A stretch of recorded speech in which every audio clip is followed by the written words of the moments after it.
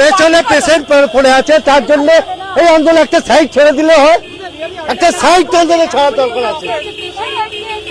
কোথাও একটা গাড়ি দেখুন খালি আপনারা একটা সাইড ছেড়ে দেওয়া দরকার আছে। এগুলো প্রোটেস্ট করার কোনো মাধ্যম হয় না। এগুলো প্রোটেস্ট করা যদি বলাই হয় সরকারের কাছে, যদি তাদের কাছে আবেদন থাকে সরকারের সাথে বসে সেটা সলভ করুক, কিন্তু সাধারণ কিভাবে বলছে আর এগুলো স্টুডেন্ট নয়, এগুলো সব করা পার্টিগত ব্যাপারে জড়িয়ে গেছে, সব করা BJP party, CPM party.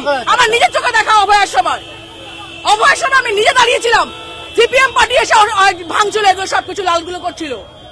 CPM BJP সবকিছু নষ্ট করে দিচ্ছে, জানোয়ার গুলো। স্টুডেন্ট আহত হয়েছে, স্টুডেন্ট গুলো যদি